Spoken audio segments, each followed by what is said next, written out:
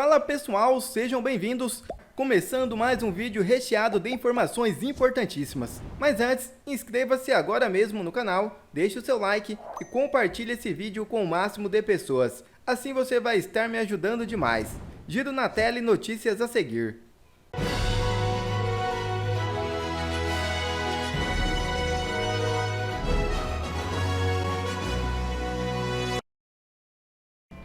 Democratas. Trump reivindicará a vitória antes do fim da apuração. Campanha de Kamala Harris sente o peso do cenário de vitória do republicano. É isso mesmo.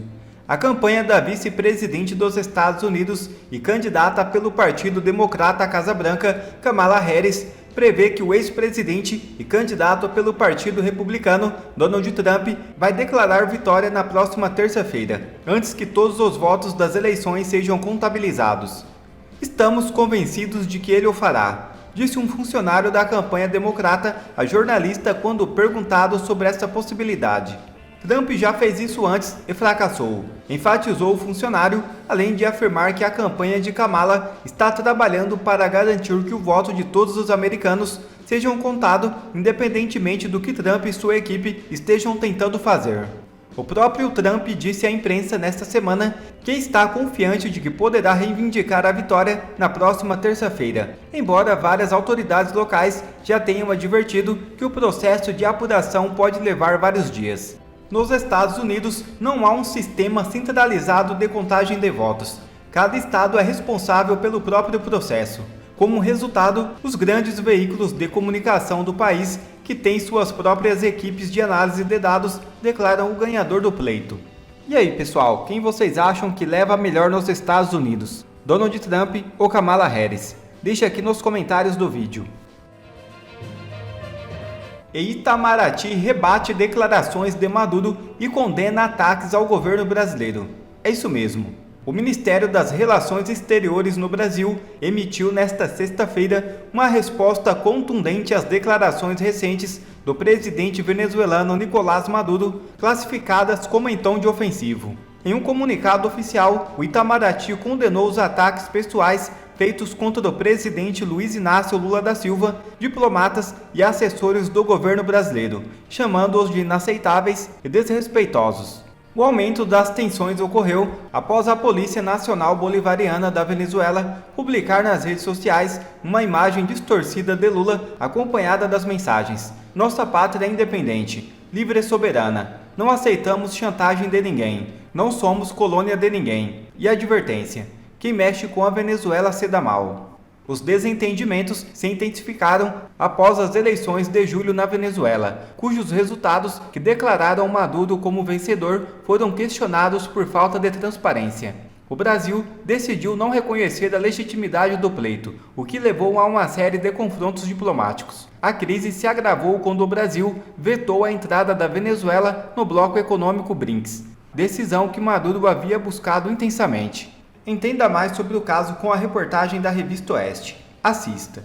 Porque na Venezuela, a Polícia Nacional Bolivariana, subordinada ao ditador Nicolás Maduro, ganhou notoriedade no Brasil na noite de quinta-feira, depois de publicar uma ameaça contra Lula no Instagram.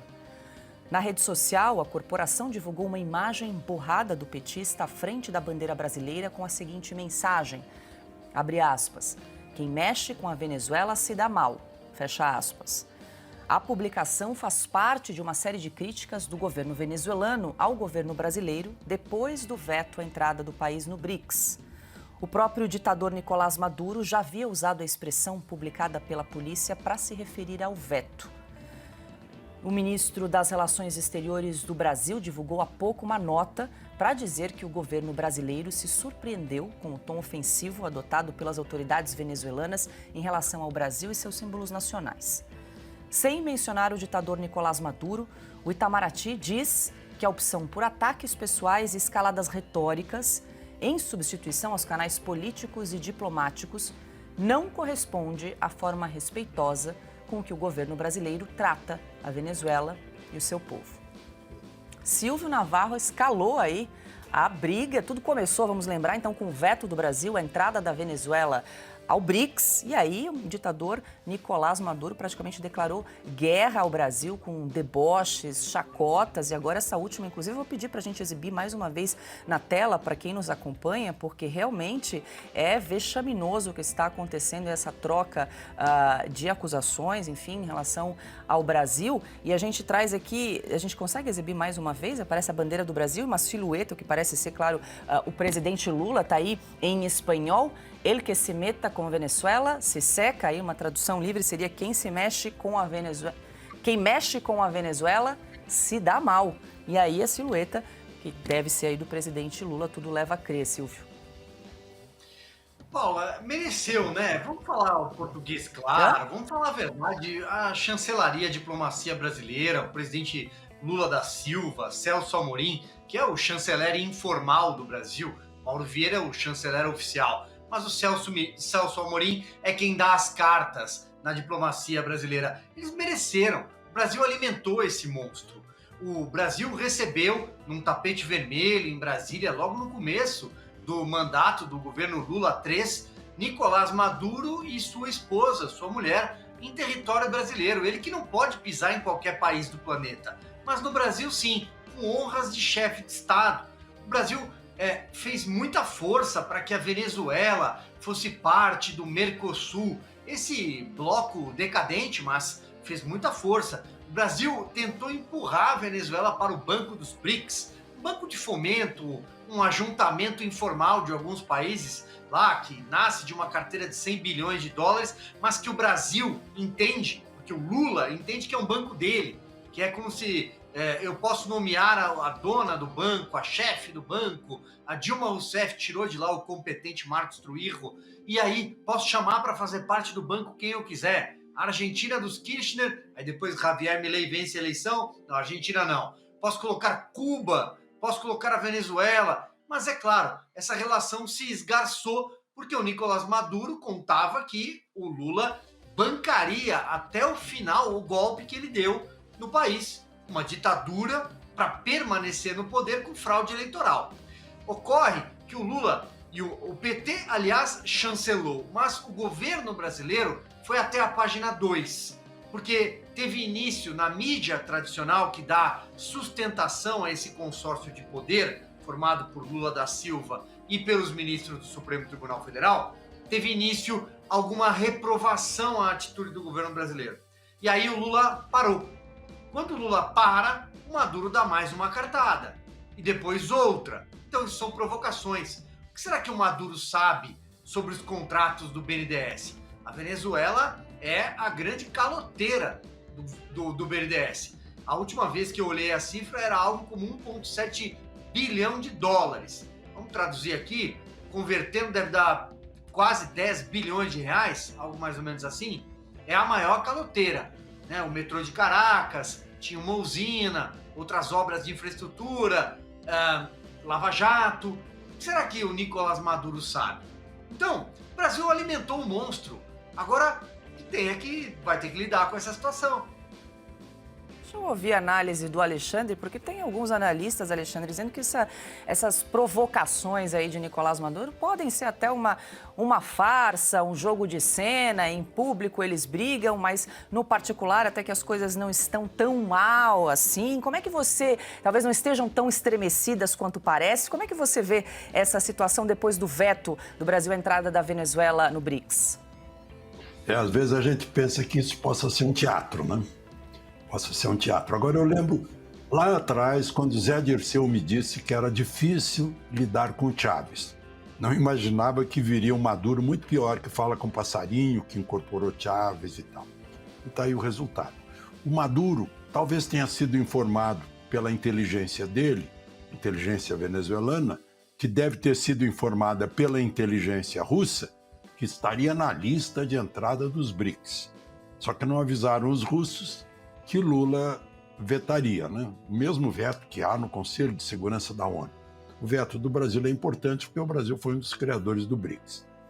Nem Venezuela, nem Nicarágua. Eu fico imaginando, só imaginando, se Lula não tem informações sobre a eleição americana. e acha que foi muito longe, tem que fazer alguma coisa em que ele se dê bem com Trump. Porque o início do relacionamento dele com Chávez foi depois de ter conversado com George W. Bush. Que disse, olha, eu vou invadir o Iraque, você não se meta, mas eu não vou me meter na Venezuela, fica a seus cuidados. Era um republicano. Talvez seja isso também. Mas, enfim, Maduro ficou furioso porque pegou o avião e foi lá para Kazan, para a reunião dos BRICS. E chega lá e o nome dele não estava, o Brasil não quis. Né? O Putin ainda deu um cumprimento de consolo, né? Ah, vocês são muito leais, você foi eleito mesmo e tal, acompanhou a nota do Foro de São Paulo que o PT assinou. Né? A Gleisi está meio separada de Lula por causa disso. O Lula quer ver as atas, porque lá o processo eleitoral é transparente, a pessoa tem acesso às atas. A OEA teve acesso às atas, o pessoal lá do Clinton, do centro Clinton, pôde ver as atas. Né? Clinton, não sei se foi o outro presidente democrata, mas enfim, todo mundo ficou sabendo que deu aí mais ou menos 60-30, nos 83,5% de urnas que haviam sido apuradas. Mas ficou furioso, porque Lula e Petro, da Colômbia, continuam exigindo as atas, senão não reconhece. Mas Lula era meu amigo, Lula me apresentou até para o Boric ficou bravo, de tanto que o Lula me elogiou, né? E agora faz isso no BRICS. E aí surgiu essa gravura, né? Que estão falando, o Lula, pessoal. Não, mas tem a bandeira brasileira, gente, a bandeira brasileira é mais que o Lula. Porque a bandeira brasileira representa todos nós e cada um de nós. E ela está lá também deformada. E a cara do Lula também escurecida. Então, Itamaraty não foi uma coisa pessoal, foi nacional. Porque envolve a bandeira brasileira. Vocês conhecem a bandeira brasileira? Pois é. Então, nessa nota aí ficou faltando mencionar o nosso símbolo máximo, que é a nossa bandeira. Né? Teve gente que morreu pela bandeira lá na Guerra do Paraguai. Né? Bom, então, o Diosdado Cabello, que é o número 2 lá da Venezuela, está por trás disso, dessa história aí. El que se meta com Venezuela se seca. Né? Se seca aí é uma expressão, vai se tamar, vai morrer seco. Né? E botou o Lula. Então, ele está buscando, foi primeiro para a Guiana, depois eu acho que ele ficou meio com medo dos americanos e dos ingleses. Né? O Brasil botou blindados lá em Roraima. Né? Agora, não, vamos brigar com o Brasil, que o Brasil não vai brigar com a gente, e a gente desvia, né? O povo venezuelano vai ficar do meu lado, porque o Brasil está nos afrontando. E aí ele afronta de volta, usando a polícia bolivariana. Afronta a bandeira brasileira. Ana, já que o Alexandre citou aí as eleições americanas, também quero te ouvir aí sobre essa briga, essa ameaça da Venezuela ao Brasil, inclusive usando o símbolo nacional, a bandeira nacional. Achei interessante o que disse, o que trouxe aqui o Alexandre, de que talvez esse veto do Brasil à Venezuela, a entrada do BRICS, poderia ser um aceno aí, uma possibilidade, caso Donald Trump seja eleito na semana que vem? Paula, o comentário do Alexandre foi tão perfeito que eu tenho muito pouco a acrescentar. Só que do ponto de vista dos Estados Unidos, a gente não pode esquecer que Maduro ele continua na lista dos mais procurados pelo governo dos Estados Unidos da América. Não é a administração Joe Biden ou a administração Trump ou uma possível administração Kamala Harris. Existe uma recompensa de milhões de dólares, né, para quem entregar Nicolás Maduro. O problema todo, Paula, é esse quebra-cabeça onde o nome do Brasil foi inserido, a pecinha do Brasil foi inserida nesse quebra-cabeça que tem Venezuela, que tem Irã, que tem o eixo do mal, que tem grupos terroristas e que tem o maior inimigo dos Estados Unidos atualmente, que é o Irã, o maior financiador do terrorismo no mundo hoje. E nesse contexto, Paula, o Brasil mandou um representante na figura do nosso vice-presidente Geraldo Alckmin para a cerimônia de posse do presidente iraniano, onde ali no parlamento iraniano eles cantavam Morte à América. Então, quando esse quebra-cabeça é colocado, né, sobre a mesa, e uma dessas peças dentro desse contexto dos ditadores, dos regimes totalitários, é exatamente o laço do Brasil com a Venezuela e com o Irã e as proxy wars, né, contra Israel, por exemplo, e contra o Ocidente, a coisa complica mais, Paula. Não sei, sinceramente, muitos andam me perguntando se um possível governo de Kamala Harris, se isso alteraria algumas possíveis sanções que aconteceriam, que poderiam ser impostas para o Brasil num possível governo de Donald Trump. Não sei, Paula, não sei porque, independentemente se o governo está sob a administração de um democrata ou republicano, fato é que o nome de Nicolás Maduro continua nessa lista nada republicana de procurados dos Estados Unidos da América.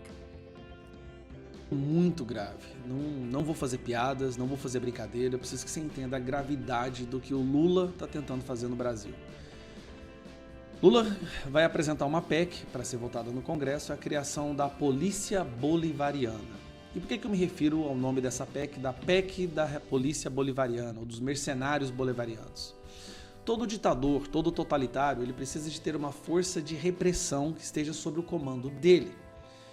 O Maduro é um exemplo aqui na América Latina do que é isso, né? De como que ele criou uma polícia que age de acordo com a determinação de um ditador psicopata, narcotraficante, que é o caso Maduro. Antes, na verdade, quem criou foi Hugo Chávez. O Maduro, depois de assumir a ditadura com o Hugo Chávez, assumiu o comando dessa polícia bolivariana, que sempre foi notícia no mundo inteiro. Né? Como funciona a Polícia Nacional Bolivariana, que ameaçou Lula em posto. Curiosamente, essa polícia dele ameaçou o Lula ontem, porque o Lula quis bloquear a entrada da Venezuela nos BRICS, por causa da pressão popular aqui dentro. Tamanha é a repressão e tamanha foi o golpe e a fraude que aconteceram nas eleições de lá.